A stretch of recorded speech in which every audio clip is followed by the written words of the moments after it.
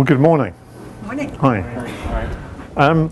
Buffer management in context. I'm an academic and therefore I thought I'd stand on more than one shoulder because I need a bit more stability. We're going to have a look at the buffer management in context from the Goldratt point of view, but also linking it very much back to Shewhart and Ohno and various other authors. Giants in their own field. But just putting a bit of context to this though, particularly the area of buffer management was something we were looking at in terms of applying it to healthcare with QFI and Alex Knight. That's a previous presentation from a couple of years ago, looking at the whole issue of the buffer management functions. That's partly being expanded here to actually see, well, how do those functions relate, specifically in relation to what's actually happening with Shewhart's work from the back in the 1920s and Ohno's work in the 1950s. Let's start where everyone else seems to start though at the moment, which is really looking at this whole idea of key elements in the supply chain. Prevent overproduction. Ford used space, Ohno used inventory. I put in here that Goldratt used aggregated buffers. Previously I put on there Goldratt used time, but of course he hasn't more recently because he's been talking about stock buffers, etc. Aggregated buffers is something we're going to come back to in a big way. The other side of this equation, item 4, is really about the whole idea of ongoing improvement, the focusing of the improvement process. I want to finish really by arguing that Ohno's approach had many advantages in terms of being able to exploit that opportunity that maybe we haven't taken full advantage of yet from a TOC perspective. And there's a bit of a trade-off, there's a bit of a conflict that I want to finish off with the pointers and direction for improvement in terms of integrating some of this work from different giants. So you go back to the graph that was mentioned not 20 minutes ago really in terms of Elwood River City Forge. We have this perspective in terms of the buffer. I put in work in progress there to reflect maybe a broader range of applications. And this need to actually reduce the level of work in progress in the system. That's the only bit of dynamics I have in this presentation. So shall I do that again? That's the best I could do. It looks so easy. Absolutely. Press of a button. Now, what I'm really arguing here is that when Ford and Ohno did that, there was a fair bit of work behind it in terms of producing a flow line to enable them to actually standardize and reduce the level of inventory in the system. And Ohno in terms of introducing his Kanban system, which is not that straightforward. You have to do a lot of preparation to get it in place. The thing we have with aggregated buffers and aggregated variation is the opportunity to do that very rapidly.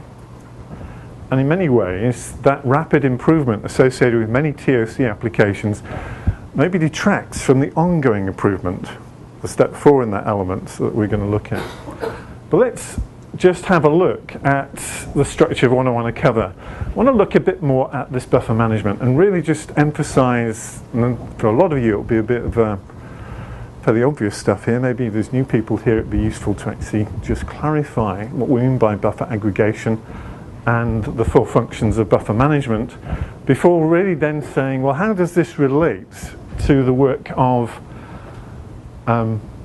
Shewhart, Deming, statistical process control, and indeed Ohno in terms of Kanban and Toyota production system, and then briefly mention the wider application, the one that sort of initiated this way of thinking from my point of view in terms of health, and then coming back to the scientific method, because all of these approaches adopt a scientific method. So what are the synergies and what are the core conflict? What is the core conflict that I think is still there that needs to try and address? So from the buffer management point of view, aggregated buffers have advantages in terms of less than the sum of the parts. And if we look at that, we can look at it in terms of make to order, drum buffer rope, engineer to order, and I've put that in terms of project management and make to availability. If we just think about the whole idea of traditional manufacturing lead times, where the touch time is shown in yellow there and the buffer, separate buffers were normally seen with intermediate due dates at each stage in the process, very traditional MRP. What we have with drum buffer rope is an aggregated buffer, and to the extent that we largely ignore the touch time because it's such an insignificant portion. So this idea of aggregating the buffer and then controlling the buffer as one. That's even clearer when we look at project management, where we very much have here a critical path which is including a mix of basically the touch time and the buffer time, and we very explicitly pull out the buffer time in the mechanism of critical change, showing there the feeder buffer and so forth. And of course, if we look at that in terms of buffer aggregation in the distribution, pinching this from a different source, you might recognize the slide, and the whole idea of aggregation and the plant warehouse holding the inventory at the lowest point in the system. So buffer aggregation is central to these three applications. Buffer management, I put out the two definitions of buffer management. One was from 2007, which emphasized very clearly it's all about prioritizing work, it's about expediting, and here it's identifying the protective capacity is insufficient. In fact, the example that followed that 2007 definition went on to talk about PUGI, an ongoing improvement, but it wasn't so explicit at that point. It is more explicit in the 2009 definition, where in fact it talks about four main functions of buffer management. Now I haven't quite used the same wording, but the same functions are implicit here, where we talk about prioritizing based on buffer penetration or consumption, signaling when to expedite, and signaling when to escalate, as in dealing with capacity issues where the system's going out of control. And finally, the whole idea of targeting continuous improvement. Now, I particularly made reference here to signaling because Goldratt wasn't the first person to really emphasize this need for signaling. Shewhart was back in the 1920s. Now, someone might go and say it was even before that, but that's as far as my records go back. And I want to come back to these four functions in relation to that work. This idea of prioritizing, expediting, escalating, and targeting improvement. But again, for illustration, let's just take this Erlang distribution, this skewed distribution that we refer to within the TOC community, this long tail, put on basically the buffer management associated with drum buffer rope, and really just illustrate that here we have a priority system that says priority 1 comes before priority 2. If we talk about that as a cumulative distribution, we can clearly see that we need to expedite when we go into that red zone to make sure that in fact things are completed on time. But that is not suggesting the system is out of control. It's just saying it's a normal behavior of the system. Make sure that in fact those parts that go into that red zone are progressed. There can be a situation though where in fact the red zone starts to grow because of demand increasing or other variability, which is another signal that you need to do something about it. We call that escalate, to actually find additional capacity, do something quite promptly to actually deal with the problem before things become unstable. And finally, targeting the causes of going into the red zone. So we have those four functions of buffer management that apply across all of the three applications, but I'm not going to go through all of those in detail. So let's have a look at the synergies with statistical process control. Now, I mentioned Six Sigma, and I'm arguing that statistical process control and the work of Shewhart was the forerunner to Six Sigma. So that's the basis. Deming, in his book in 1986, said this: a central problem of management in all its aspects, including planning, procurement, management, manufacturing, research, sales, personnel accounting and law, is to understand better the meaning of variation. Very well understood there was the importance of really understanding variation and the information it contains, which in many ways is very consistent with the way that Ellie progressed with TOC. And of course he talked very about the whole idea of a normal distribution and various measures of statistical variation. Sigma is referred to here, a standard measure of variance. Basically something that goes beyond the 3 sigma zone is quite likely to be out of control. Hence the whole idea of statistical process control came in, really saying if I And within this envelope, within the 3 sigma zone, that's just normal variation for this process. If I'm going outside that 3 sigma zone, it's probably indication that there's a special cause. There's something that is causing the system to go unstable, and the signal there tells you to take corrective action. This behavior, if it's within that 3 sigma, is the normal variation. That needs to be improved in the longer term. That's common cause variation. Now, if we take that in terms of this type of display, here's the mean point on that level of variation. Here's a run chart showing the performance, maybe a dimension of a part, maybe the arrival time of a product or a train in a station. 2 sigma represents 95% on a normal distribution probability. There's a probability that's still in control and actually is above 2 sigma. If it goes above 3 sigma, it is highly likely that something has gone out of control. There's still a probability, but it's still in control. So quite often people would talk about if it goes above 2 sigma, it's a warning that you might have a system that's out of control here. Take note, take action if need be. If it's gone above 3 sigma, it's definitely indicative that something may have gone out of control. Again, these are signals to the system. Now, in one way, we could go and say, well, if you're in the green, there's nothing to worry about. If you're in the yellow, you need to take account. If you go into the red, it's a prompt that something maybe has gone wrong, take action. So this idea of signals was very much embedded in Shewhart's work going back to the 1920s and 30s. He wrote a book in 1931 which was really describing this and the whole idea of improvement process using plan, do, study, act as a process. Come back to that later. So, gaining statistical control also applies to flow, not just dimensions of a product that Shewhart was focusing on. In buffer management, we're not just talking about variability, we're talking about variability in combination with buffering. Buffering associated with capacity and inventory.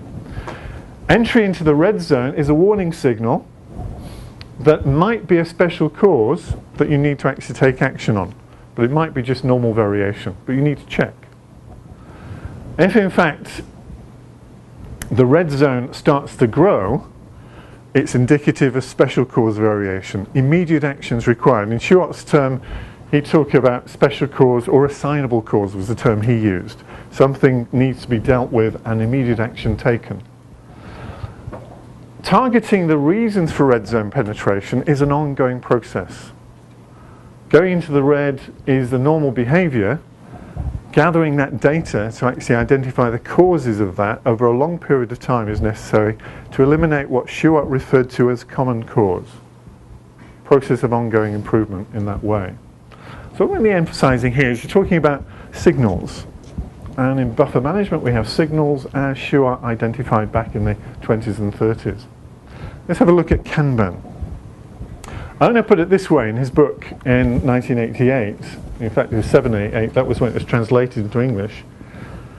In reality, practicing these rules, and he's talking about the 6 rules of Kanban, or 6 functions of Kanban, means nothing less than adopting the Toyota production system as the management system of the whole company. One of the things that struck me when looking at healthcare and comparing the lean applications of healthcare and the TOC applications to healthcare is you very rarely find, I couldn't find any application of lean in healthcare where Kanban was used to manage patient flow. They might use Kanban in other parts of the organization, but not to do with the main flow through healthcare. Yet Ohno talked about it very centrally. It was a key element of the Toyota production system. But it's very clear also that Ohno understood buffering. Quite often when I talk to people in healthcare and they say, oh, we apply lean and you apply buffering because you talk about TOC, the argument was, oh, terrible, you shouldn't use buffers, buffers are not to be even considered. Ohno very clearly understood buffering. He talks about here, can approach zero inventories, never to be approached, but can approach. Excess capacity is required in the system. Quite often people who are zealots for lean quite often lose sight of the fact that it's a process of improvement. And in here Shigeo Shingo, he's talking about Kanban system and provide a cushioning effect within the system to actually manage the flow. But this whole idea of Kanban, just before we make sure everyone understands that, at each stage, between each workstation, a level of inventory would be held. And the Kanban means signal. It just means a signal that says, if I've used that bit of inventory, replenish it with another Kanban. But at each stage, you have inventory between each stage in the process. It's not an aggregated buffer. It's a separate buffer for each step of the process sequence. Now, if we go to the 6 rules of Kanban, which are also highlighted as functions here, this again, Ohno's book, page 30, we could go into that more detail. I'm going to summarize it in the sheet. He talks about these functions in this way. The first 1, 2 and 4 are concerned with transfer of the product information, standard predefined specifications, the routings, transfer of data. Very much the emphasis is on everything being precisely defined, as close as you can. How long is it going to take? What's the routing going to be? Where is this going to be transferred 1, 2? Having a very clear pathway for everything to go down. In certain environments that is very suitable, in others, as in healthcare, proved more difficult. Function 3 is very much about this just in time. It's the element that Ellie referred to as number 2, controlling the level of inventory in the system. So very much this emphasis on predefined maximum level of inventory in the system. Function 5 is very much about identifying defects in the system, quality problems. And function 6 is very much this one of ongoing improvement. Now, if we relate those to the time buffer management, the functions we talked about earlier, prioritize, expedite, escalate and target, we can categorize them in this way over here in terms of the Kanban functions. Prioritizing is very much related to pull immediate inventory, pre-plan quantity and routing sequence. This one, function 3, very much choking material release, is prevent overproduction, and predefined work data, order data. Now, a lot of this is not really reflected in buffer management.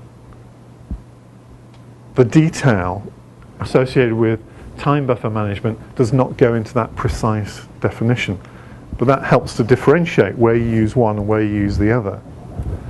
Expedite and escalate, again, less emphasis in terms of what's actually happening over here with Kanban. Here it talks about quality.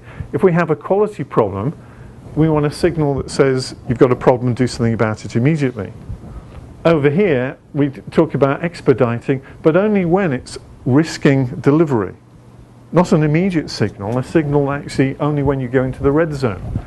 And this idea of escalate, well, in a Kanban environment it doesn't even have a parallel, because of the Kanban system you plan the production rate, so the chance of it increasing or decreasing, well, decreasing maybe, but not increasing, because you predefined what the takt time is of your system. Of course, in healthcare, escalation can quite often happen because you have unplanned activities that happen in terms of ER or indeed influenza epidemics that prevent discharges and so forth. So the need to actually accommodate the need for signals that indicate the system is going out of control because the demand flowing through the system has changed. Function 6 very much ties up with this whole idea of continuous improvement though. So in summary on that, the assumptions are very different between Kanban and time buffer management. Here, predefined process steps very much associated with Kanban. Over here, no predefined process steps are necessary. Very much in healthcare that's the case. You go in, not quite sure what the sequence will be in many situations. Buffering is based on inventory and held at each process step. Buffering is based on time or stock and pooled. I'm going to come back to this whole idea of aggregation and pooling, which is central to the TOC approach, which is actually frowned upon from a lean point of view or a total production point of view. Here you want it to have it very precisely defined. Here we're saying it's pooled. Process delays, quality problems are not passed to the next process. Delays are only expedited when they threaten delivery. Very different. Again, coming in with this idea of pooling. Level scheduling here, well here in fact we accommodate the dynamics of the system, and we've already mentioned continuous improvement is very similarly related. So again, starting to unpick some of the differences.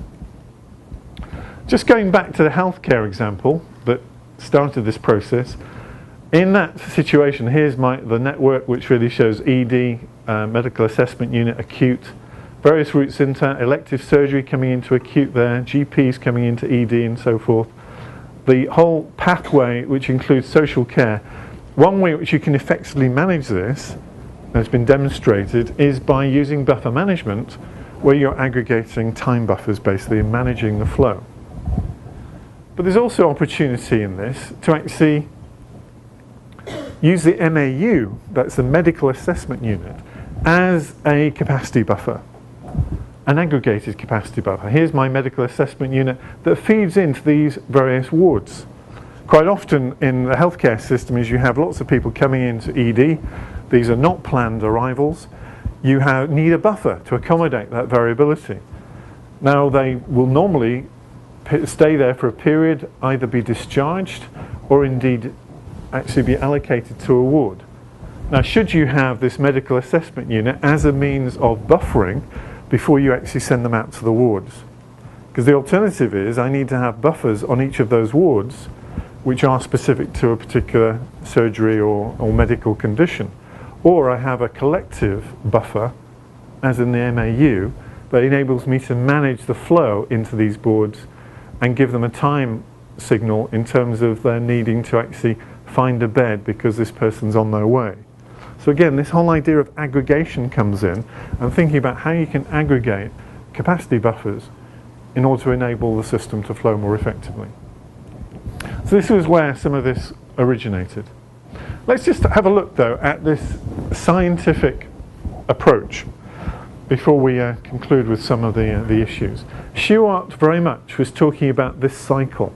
He was a scientist and came up with the whole idea of deduction, observation and induction. Deduction really says I have a plan on the basis of theory. I have some understanding of this system, I make out a plan, I then observe.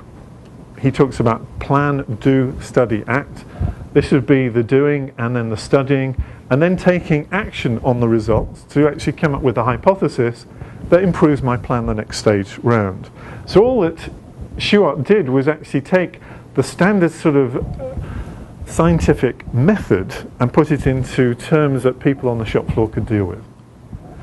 Ohno very much developed that. In fact, in many ways, Ohno argues, how can we actually make the pathways so clear it's like a mini experiment? So if there is a problem, we know what the cause is and we can take action. Of course, with Goldratt, he took a broader picture. The whole idea of cause and effect, the whole idea of core problems, but very much challenging the assumptions. But here they're challenging, but typically local assumptions as opposed to global assumptions. Spear and Bowman, Spears did a fair bit of research into looking at the DNA of the temperature prediction system. And he came up with these 4 rules. I want to pick up just on these 2, Rule 3 and Rule 4. The pathway for every product and service must be simple and direct. As we looked at the Kanban system, very much that's part of the rules of Kanban. Everything should be direct. And he argued, because that enables you to operate almost like an experiment. If there's a problem here, I know very much what the cause will be.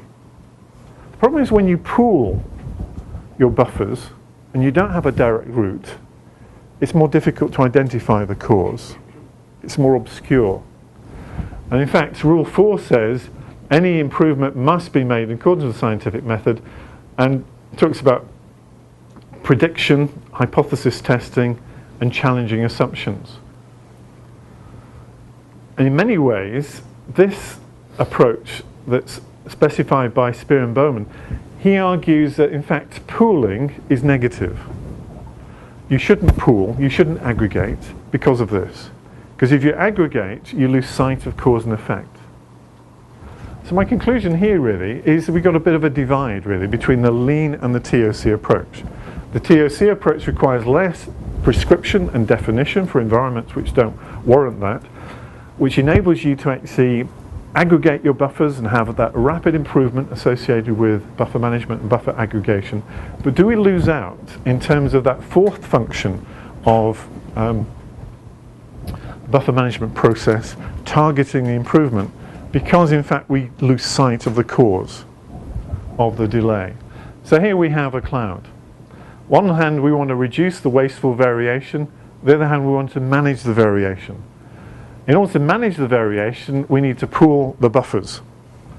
In order to actually reduce the wasteful variation, we don't want to pool the buffers. This is very much the Spear and Bowman sort of argument in terms of the Toyota production system.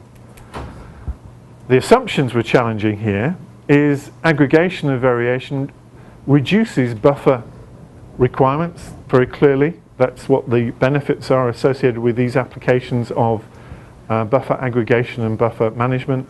But on the other side is buffers aggregation masks the source of variation. One of the things that a couple of years ago Ellie was sort of emphasizing is quite often when people introduce the applications of TOC, they get this really significant improvement very quickly, all to do with buffer aggregation, buffer management. The hard work of continually improving that red zone penetration, that targeting the improvement process, is quite often not given the amount of effort that is put into lean. And also this suggests that we lose sight maybe of the cause-effect relationship at the low levels of the organization, which enables people within the organization to do those mini experiments that mean they continually improve the process, because it's very clear what the cause-effect is, because the routing is very predefined. In this situation, it's a little more difficult because of the aggregation. And maybe we need to put more emphasis on that. In this case, his function 4 just emphasizes that, and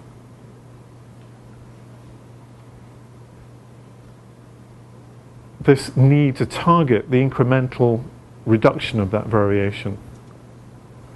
And does this aggregation hide the source of variation? And what can we do about that?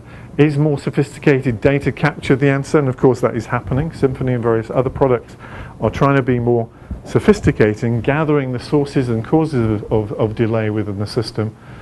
But can we stand maybe on more than one shoulder to find a more innovative way of dealing with that? This is just a summary really of the philosophies, and really just emphasizing this distinction between the TOC approach to aggregating buffers and the lean approach to specifying and simplifying the value streams. Thank you.